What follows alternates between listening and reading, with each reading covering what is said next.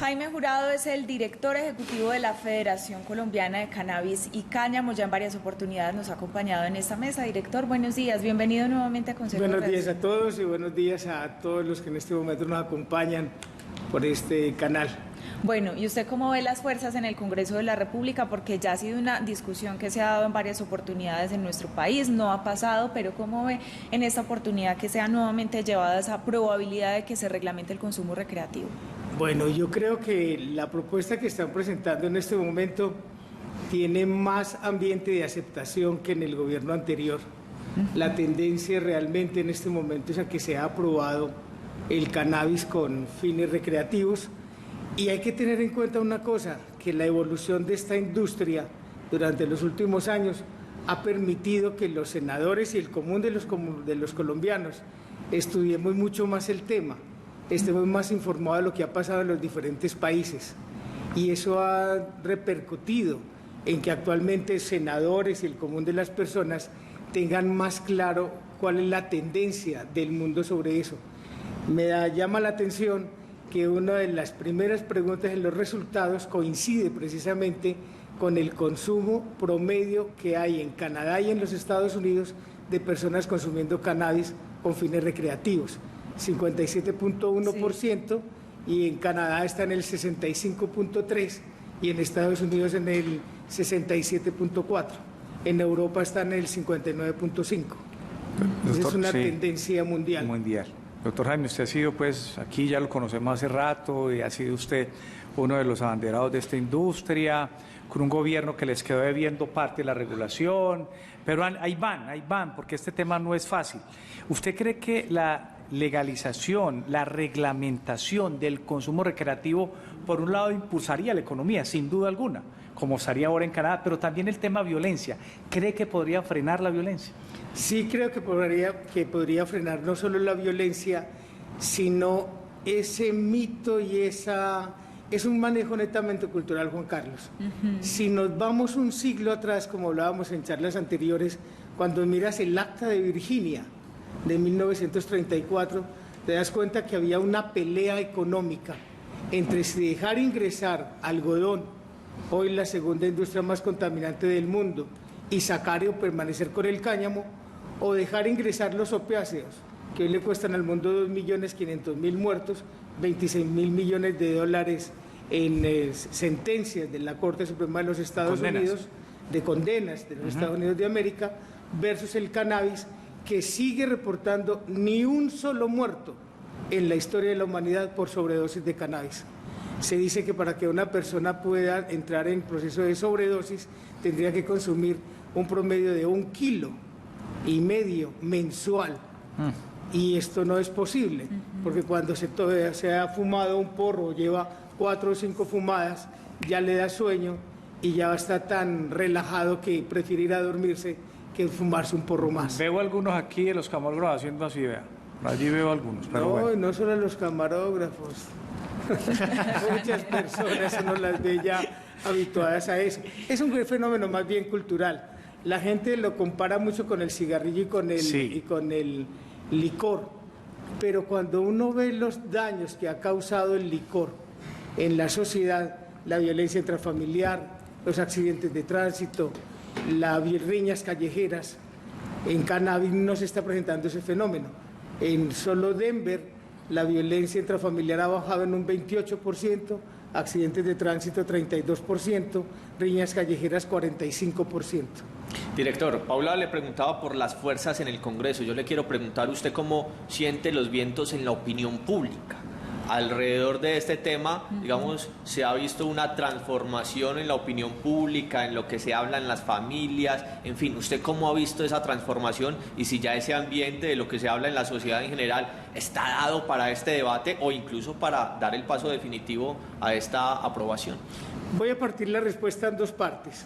Cuando hablamos de cannabis medicinal, la gente se queda sorprendida cuando tiene efecto de ver que con una gota de cannabis, sea CBD o THC, tuvo mejores resultados que con la medicina tradicional. Hemos visto el caso de mujeres con dolores menstruales, con los cólicos menstruales, con las migrañas, con el Parkinson y con el Alzheimer. Entonces ellos decían, 4 años gastándome 5, 6, 7 millones de pesos o hasta 10 y 15 millones en medicinas de alto costo, mientras que ahora una medicina me costó 150.000 pesos y no tengo riesgo de daños colaterales. En el caso de cannabis psicoactivo o recreativo, hemos notado que el estigma está más en los administradores y en los gobernantes que en el común de las personas. La gente en Medellín, en Bogotá, en Cali, en cualquier parte donde usted vaya, acepta ya que la gente se fume un porro o se fume un cigarro de cannabis con mayor tranquilidad. Es más, el estigma que está tomando el fumador de tabaco que el mismo de cannabis. El gran peligro está en la calidad del producto. Lo que actualmente se fuma el pueblo colombiano es basura, porque no sabemos de dónde viene, de qué terraza, de qué barrio o de qué cultivo o qué le echaron. Y lo que hemos llevado al laboratorio, de las pruebas que hemos recogido en la ciudad, tienen 5% de THC o menos y 95% en metales pesados. O sea que es peor que 3 cigarrillos o 4 paquetes de cigarrillos. Y cannabis para uso recreativo, tanto como para el farmacéutico y el cosmético, exige es de alta calidad y es 100% orgánico. Producir cannabis psicoactivo o no psicoactivo, con cualquiera que sea el fin, es de alto costo, no es un producto barato. Director, dentro de las respuestas de quienes se oponen a la reglamentación del uso de cannabis de forma recreativa está el tema de los menores de edad, de los niños, de los adolescentes, el consumo que puede iniciar con cannabis, pero luego pasar a otras sustancias. ¿Usted cómo ve, si tenemos realmente la fuerza en campañas de prevención? Mire, las campañas de prevención en Colombia, yo he dicho que se han convertido en una burla para la misma ley. Piensan que campañas de prevención son 2 conferencias de un maestro, 3 conferencias del gobernador o del ministro de turno y una conferencia de un especialista en toxicología. No, eso no se llama prevención.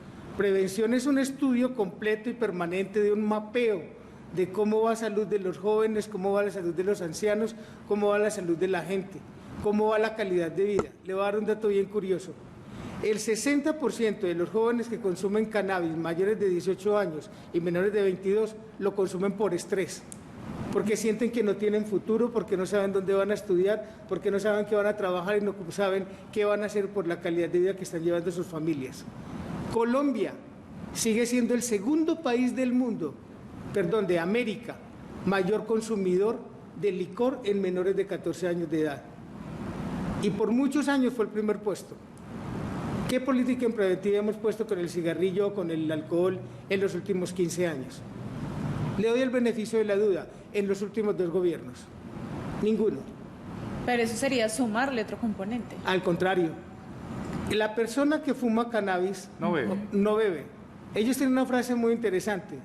Y él nunca se traba una rasca o nunca se rasca una traba. A ver, despacio, a ver si le entiendo.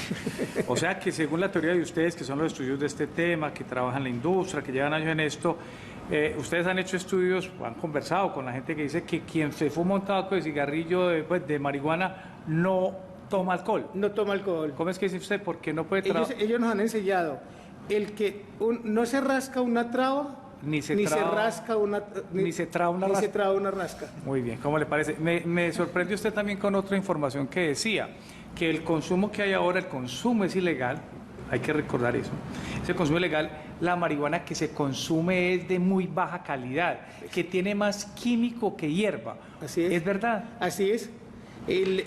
Los cultivos ilícitos que hay actualmente les echan triple X. ¿Qué? Le echan una cantidad de pesticidas y de productos que no son óptimos para la calidad del cannabis.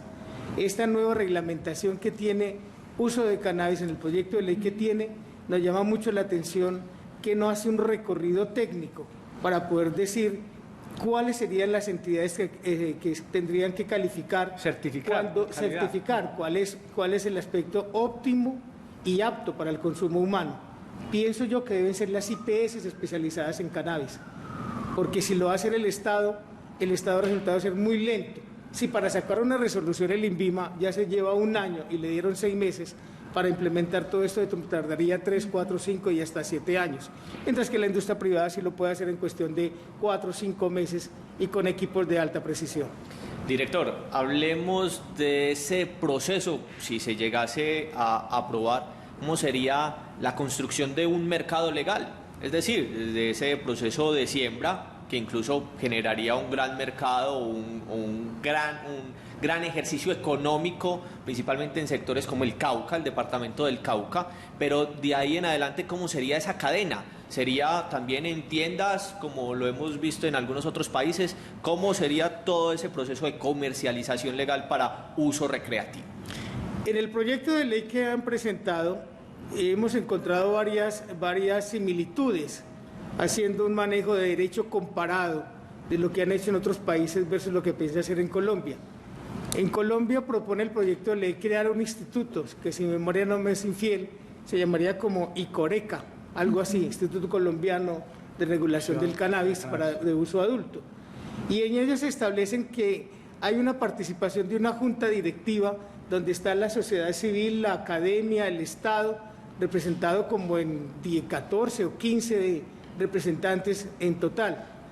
También establecen las reglas de juego, que las tiendas puedan hacer uso de ellas, los pequeños y medianos cultivadores, los que han sido víctimas de la guerra o víctimas de toda esta guerra contra las drogas perdida ya en el mundo, y dan una participación muy clara, dándole prelación a los pequeños, a las comunidades indígenas, a los campesinos. Hablan también de la creación de grupos que quieran hacer uso del autocultivo mediante asociaciones, digámoslo así, de hecho o de carácter privado, que puedan consumirlo con tranquilidad donde tengan ese autocultivo. Tiene muchas similitudes con muchas partes, con muchos países, pero me parece que en el debate que se vaya a dar tanto el ponente elegido como en las plenarias de Senado y Cámara van a tener demasiados ajustes, demasiados recortes para poder definir con claridad cuáles son las reglas de juego.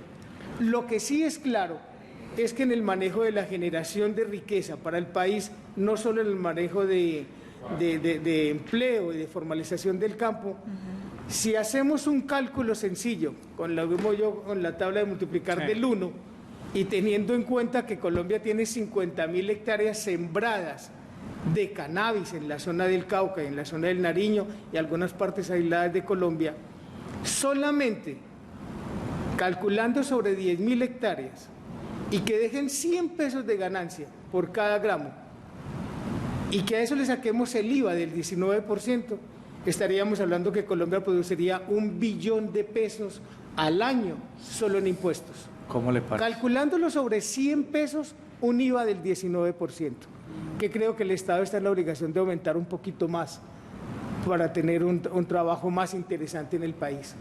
Y teniendo en cuenta que lo hemos castigado de 50.000 hectáreas a 10.000, y lo hemos castigado de 1.500, 2.000 o 3.000 pesos o de $1 a 100 pesos de ganancia. Pero eso también le puede representar costos al sistema de salud, ¿no? En temas de salud pública. Es que también hay que mirar la ecuación. Tienes toda la completa, razón. ¿cierto? Bueno, director, pues le agradecemos esta mañana habernos acompañado. Esperamos entonces lo que vaya a pasar en el Congreso de la República y por supuesto contar con su opinión tan valiosa. Jaime Jurado, director ejecutivo de la Federación Colombiana de Cannabis y Cáñamo. A ustedes muchas gracias. Y antes de terminar, si bien se tiene que hacer esa evaluación en cannabis, hay que hacerla en alcohol y en cigarrillo, que tienen la misma comparación. Muchas gracias, Gracias director. a todos ustedes. 7 de la mañana, 33